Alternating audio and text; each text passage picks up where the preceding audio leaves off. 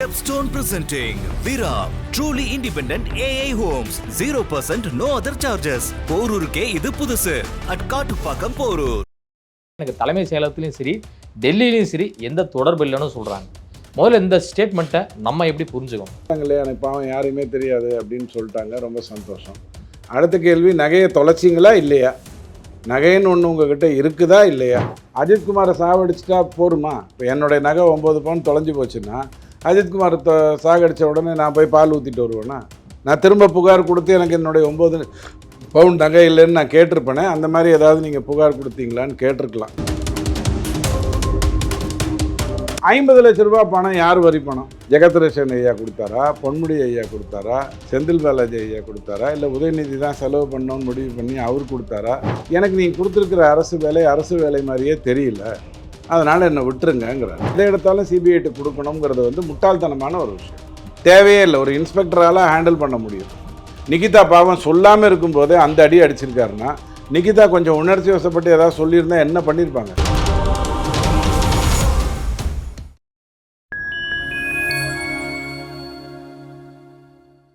நான் உங்கள் செங்குதுகன். நம்ம சிறப்பு நிகழ்ச்சியில் நம்மோடு இணைந்திருக்கிறார் துக்ளக் வாசகர் மற்றும் அரசியல் விமர்சகர் திரு TDS ரவிச்சந்திரன் அவர்கள். வணக்கம் சார். வணக்கம். சிவகங்கை மாவட்டம் திருப்போணம் அருகே நடந்த அஜித்குமாருக்கு நேர்ந்த அந்த கொடூர சம்பவம் என்பது யாராலையும் மன்னிக்கவும் முடியாது, மறக்கவும் முடியாது. ஸோ அவ்வளோ பெரிய ஒரு துயரம் அந்த அஜித்குமாருக்கு நேர்ந்திருக்கு. அதே நேரம் இதில் புகார் கொடுத்த அந்த நிகிதா அப்படிங்கிறவங்களுடைய பற்றின விவரங்கள் கடந்த வாரம் முழுக்க எல்லாம் பேசப்பட்டு விட்டது. ஆனால் சமீபத்தில் அவங்க கொடுத்த ஒரு பேட்டியில் என்ன சொல்கிறாங்க அப்படின்னா, அஜித்குமாருடைய மரணத்தை எதிர்பார்க்கலை, எனக்கே ரொம்ப கண் கலங்கி போயிட்டேன், ஒரு தாயுடைய வேதனையை நான் உணர்ந்தேன் அப்படிங்கிற மாதிரிலாம் குறிப்பிட்டு பேசுகிறாங்க. ஆனால் அவங்க இன்னொரு விஷயம் என்ன குறிப்பிடுறாங்க அப்படின்னா, எனக்கு தலைமை செயலகத்திலையும் சரி டெல்லியிலையும் சரி எந்த தொடர்பு இல்லைன்னு சொல்கிறாங்க. முதல்ல இந்த ஸ்டேட்மெண்ட்டை நம்ம எப்படி புரிஞ்சுக்கணும்? இல்லை, அவர்கிட்ட போய் பேட்டி எடுத்தவருடைய துணிச்சலை நம்ம பாராட்டுவோம். ஆனால் அதுக்கான அவசியம் இருக்கான்னு எனக்கு சத்தியமாக தெரியல. ஏன்னா அவங்கள பற்றி இருக்கக்கூடிய வழக்குகள் எல்லாமே 2 வருஷம் 3 வருஷம் தண்டனை கொடுக்கக்கூடிய சாதாரணமான வழக்குகள் தான். செந்தில் பாலாஜி ஐயா மாதிரி அவங்களும் நான் பணத்தை திருப்பி கொடுத்துட்டேன்னு சொல்லிட்டா விட்டுருவாங்க. அவ்வளோதான், சாதாரண விஷயந்தான், ஒன்றும் பெருசாக இல்லை. இப்போ அவங்களுக்கு யாரையுமே தெரியாது, தலைமை செயலகத்துலேயும் தெரியாது, யாரையுமே தெரியாது அப்படின்னு சொன்னால் அந்த அவனை அடிக்கணும்னு அழுத்தம் கொடுத்தது யாருங்கிறது முதல் கேள்வி. அதை நம்மால் போய் கேட்டிருக்க மாட்டாருன்னு நான் நம்புகிறேன். ஏன்னா கேட்டிருந்தா தெரிஞ்சிருக்கும். அவங்க தான் சொல்லிட்டாங்க இல்லையா, எனக்கு பாவம் யாரையுமே தெரியாது அப்படின்னு சொல்லிட்டாங்க. ரொம்ப சந்தோஷம். அடுத்த கேள்வி, நகையை தொலைச்சிங்களா இல்லையா? நகைன்னு ஒன்று உங்ககிட்ட இருக்குதா இல்லையா அப்படிங்கிற கேள்வியை கேட்டிருந்துருக்கலாம். நகையை வச்சுருந்தாங்களா இல்லையாங்கிறது ரொம்ப பெரிய கேள்வி. அதான், உங்ககிட்ட நகைன்னு ஒன்று இருக்கா இல்லையா? பாவம் நீங்கள் ரொம்ப ஏழைங்கிறதுனால இல்லாமல் கூட இருந்திருக்கலாம். நகைன்னு ஒன்று இருந்ததா இல்லையா, அதை நீங்கள் உண்மையிலே தொலைச்சிங்களா இல்லையான்ற கேள்வியை கேட்டிருந்துருக்கலாம். ரைட், தொலைக்கலைங்க, அது இந்த இடத்துல இருக்குதுன்னு நினச்சி நான் புகார் கொடுத்துட்டேன், அந்த இடத்துல இருந்தது அப்புறம் போய் கண்டுபிடிச்சிட்டேன்னு அவங்க சொன்னாங்கன்னா, திரும்ப போய் நீங்கள் அந்த புகாரை வாபஸ் பெற்றீங்களாங்கிற கேள்வியை கேட்டிருக்கணும்.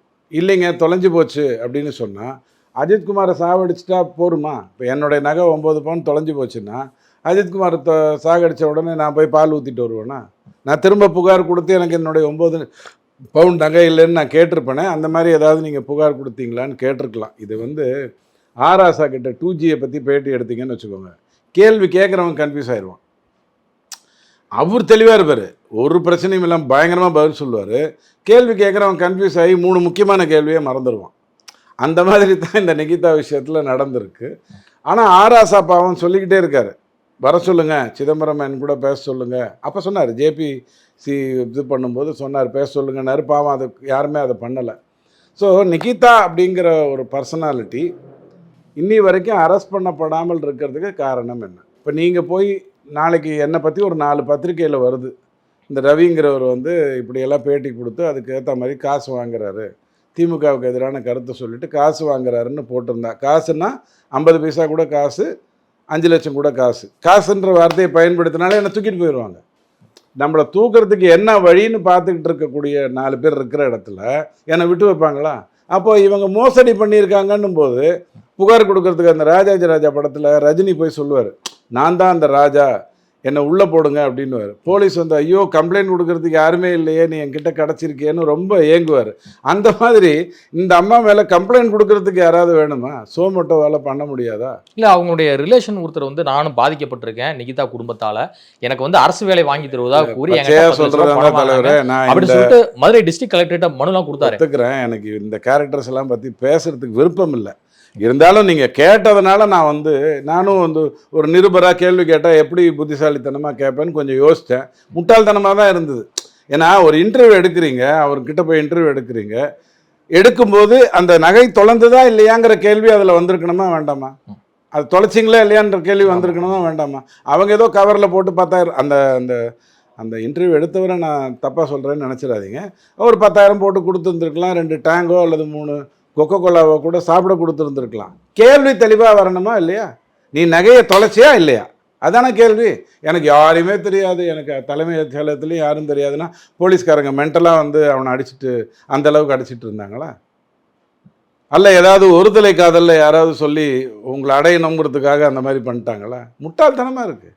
எனக்கு இந்த விஷயத்தை பற்றி பேசுகிறதுக்கு விருப்பம் இல்லை. ஆனால் அந்த அஜித்குமாரோடைய தம்பி சொல்லியிருக்காரு, ஐயா 80 கிலோமீட்டர் தள்ளி நீங்கள் எனக்கு வீடு கொடுத்தீங்கன்னா, அதுவும் பட்டா கொடுத்தீங்கன்னா நான் என்ன பண்ணுறது? எனக்கு நீங்கள் கொடுத்துருக்கிற அரசு வேலை மாதிரியே தெரியல, அதனால் என்னை விட்டுருங்கிறார். உண்மையிலேயே சாரி கேட்ட முதலமைச்சர் கொடுத்துருக்க வேண்டியது நியாயமாக நல்ல வேலையும் வீடும் தான். வீடுனா ஸ்லம் கிளியரன்ஸில் சொல்லியிருந்தா எத்தனையோ வீடு இருக்குது, கொடுத்துருப்பாங்க. ஏன்னா இவரே சொல்கிறார் இல்லையா, இத்தனை லட்சம் வீடு நான் கட்டியிருக்கேன், மோடிக்கு அதுக்கும் சம்மந்தமே இல்லை, மோடி பணத்தில் நான் எதுவும் கட்டவே இல்லை, நானாக கட்டி தான் கொடுத்தேன் அப்படின்லாம் சொல்லிட்டு இருக்கார் இல்லையா. ஒரு வீடு கொடுத்துருந்துருக்கலாம். 50 லட்ச ரூபா பணம் யார் வரி பணம்? ஜெகத்ரட்சன் ஐயா கொடுத்தாரா, பொன்முடி ஐயா கொடுத்தாரா, செந்தில் பாலாஜி ஐயா கொடுத்தாரா, இல்லை உதயநிதி தான் செலவு பண்ணோன்னு முடிவு பண்ணி அவர் கொடுத்தாரா, இல்லை மாப்பிள்ளைக்கும் மச்சினனுக்கும் 30,000 கோடி ஒரு வருஷம் போகுதுன்னு தியாகராஜன் ஐயா சொன்னார், அதில் யாராவது ஒருத்தர் கொடுத்தாங்களா? என் வரி பணம் உங்கள் வரி பணம் போயிருக்குது. நான் தேங்காய் எண்ணெயும் விளக்கெண்ணையும் வாங்குறதுக்காக வரி கட்டுறேன் பாருங்கள், அந்த வரி பணத்துலேருந்து கொடுத்துருக்கீங்க. ஸோ பணத்தை கொடுத்து வாய் அடைக்கணும்னு தான் நீங்கள் நினச்சிருக்கீங்க. அவங்ககிட்ட இப்போ எல்லாரும் பக்கத்து வீட்டுக்காரன் எழுத்து வீட்டுக்காரன் சொந்தக்காரன்லாம் வருவான்ல, 50 லட்ச ரூபா என்கிட்ட வந்ததுன்னா எனக்கு சொந்தமே இல்லாதவங்களாம் கூட ரவி எப்படி இருக்கீங்க, நல்லா இருக்கீங்களான்னு கேட்டு வருவாங்களா மாட்டாங்களா? அப்போ அவங்ககிட்ட அரசு வேலை கிடச்சிருச்சா? கலெக்டர் ஆஃபீஸில் தான் நான் வேலை செய்கிறேன். என்னது கலெக்டர் ஆஃபீஸா? எனக்கு இங்கே தான் கொடுத்துருக்காங்கன்னு அவன் சொல்லணுமா வேண்டாமா?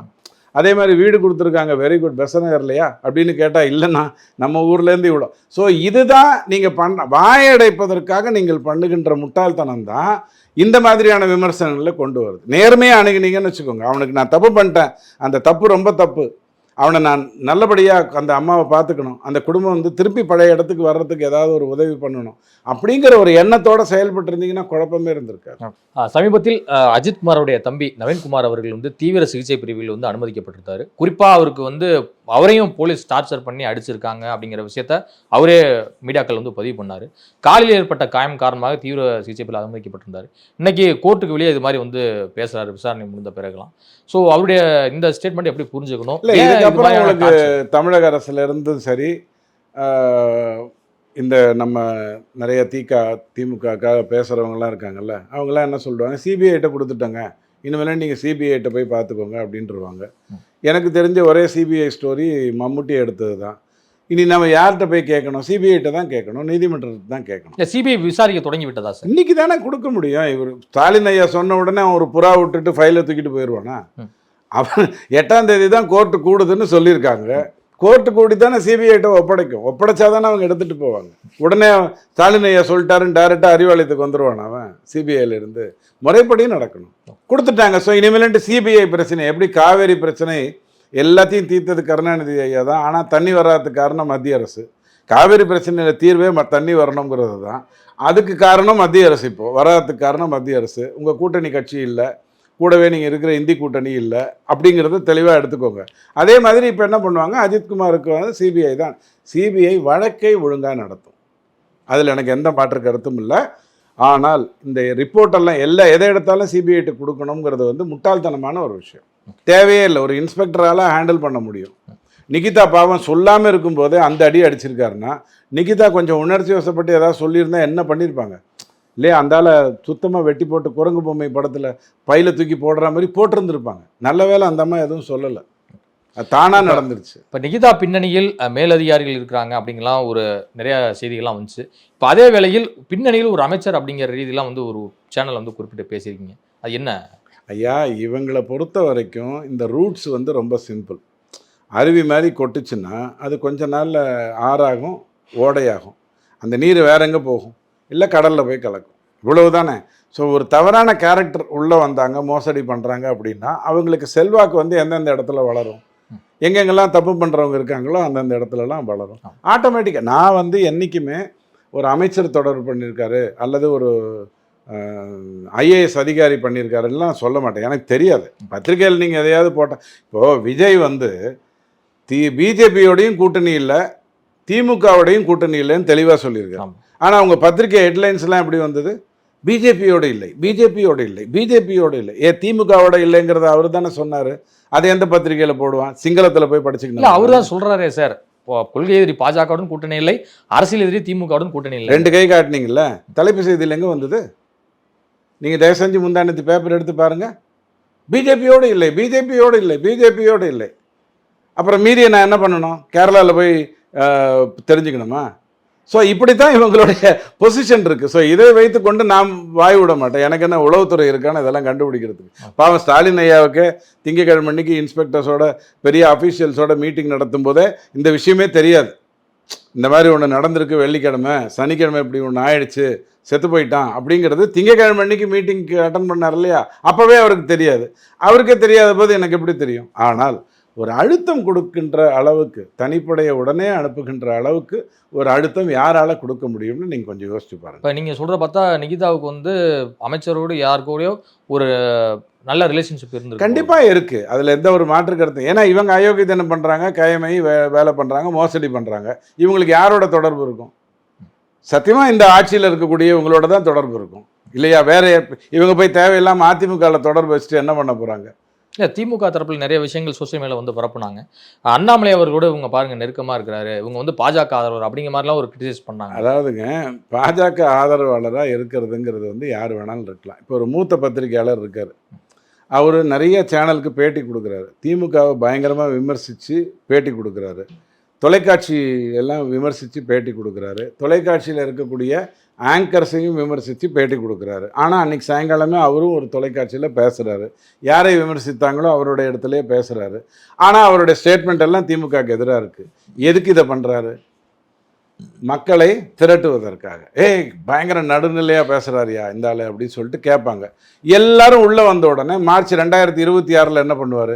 மோடியை திட்டி, எடப்பாடியை திட்டி பேட்டி கொடுப்பாரு. ஸோ 1 லட்சமாக இருக்கக்கூடிய அவருடைய சப்ஸ்கிரைபர்ஸை அவருக்கு ஒரு பேட்டி கொடுத்தாருன்னா அது 1 லட்சம் பேர் பார்க்குறாங்கன்னா, நடுநிலையாக பேசுகிறேங்கிற போர்வையில் ஒரு 4 லட்சம் பேரை உள்ளே கொண்டு வந்துட்டு அதுக்கப்புறம் விஷத்தை ஏற்றுறதுங்கிற வேலையை பண்ணுறாரு, பண்ண போகிறாரு என்னோட யூகம். அப்போ அதே நான் பேரை குறிப்பிட விரும்பல, மூத்த பத்திரிகையாளருங்கிறதோட விட்டுருங்க. ஏன்னா நிறைய மூத்த பத்திரிகையாளர் தெரியுறாங்க, ரொம்ப நடுநிலையாக பேசக்கூடியவங்க நிறைய பேர் இருக்காங்க பாவம். இப்போது கேள்வி என்னென்னா, இந்த மாதிரியான நடுநிலை அப்படிங்கிற அடிப்படையில் நான் வந்து பிஜேபியில் இருக்கேன், இப்போ கவுன்சிலர்ஸ் எல்லாம் நான் பிஜேபியில் சேர்றேன் அப்படின்னு சொன்னால் அதில் எந்த தப்பும் இல்லை.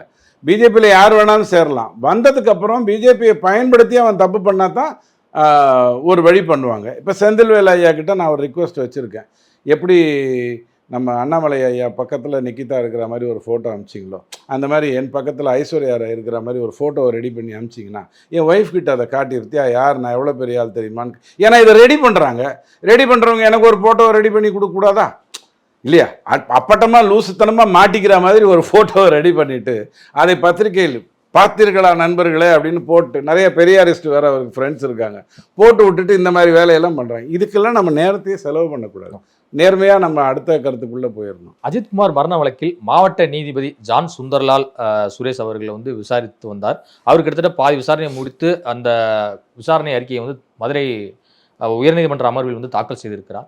இதன் பிறகு அங்கே இருக்கக்கூடிய நீதிபதிகள் என்ன சொல்லியிருக்காங்க அப்படின்னா, மீதி விசாரணை வந்து சிபிஐ முழுமையாக விசாரிக்கும், சிபிஐ வசம் வந்து இவர் விசாரணை செய்த அந்த அறிக்கையை வந்து தாக்கல் முழுமையாக ஒப்படைக்கப்படும் அப்படிங்கிறது குறிப்பிட்டிருக்காங்க. இது நல்ல மூவா, நேர்மையாக நடந்த ஒரு விஷயம். நீதிமன்றம் தப்பு பண்ணல, ஜான் தப்பு பண்ணலை.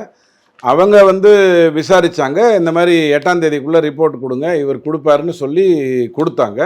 அவர் தன்னுடைய விசாரணையை உடனே துரிதப்படுத்தினார். அதுக்குள்ளே நம்ம ஸ்டாலின் ஐயா என்ன பண்ணார், எந்த வழக்கையும் சிபிஐக்கு கொடுக்காத, அண்ணா யூனிவர்சிட்டி வழக்கையே சிபிஐக்கு கொடுக்காதவர், இதை மட்டும், ஏன்னா இவர் ஆள் இல்லை, இவர் ஆளுன்னா என்ன கட்சியை சார்ந்த அரசு சார்ந்த, ஏன்னா இவர் ஆளுன்னா இவர்கிட்ட தப்பான ஆள் இருக்காங்கன்னு நான் சொல்ல மாட்டேன், இந்த அரசு சார்ந்த இதில் இல்லை, வேற ஆள் தானே போட்டு சாவட்டோன்ட்டு சிபிஐக்கு கொடுத்து விட்டார். ஆனால் அண்ணா யூனிவர்சிட்டி நம்ம ஆள் இல்லையா, நமக்கு தெரிஞ்ச ஒரு ஆள், அனுதாபி பாவம், அவன்கிட்ட பார்த்துக்கிறதுக்கெல்லாம் நிறைய பேர் இருக்காங்க. ஸோ அந்த வகையில் அதை மட்டும் கொடுக்கல, இதை கொடுத்துட்டார். அப்போ நீதிமன்றம் என்ன பண்ணும், ஆட்டோமேட்டிக்காக அதை சிபிஐயிடம் ஒப்படைங்க, அது தப்பே கிடையாது. இதுவரை உங்கள் பல்வேறு கருத்துக்களுக்கு நன்றி சார்.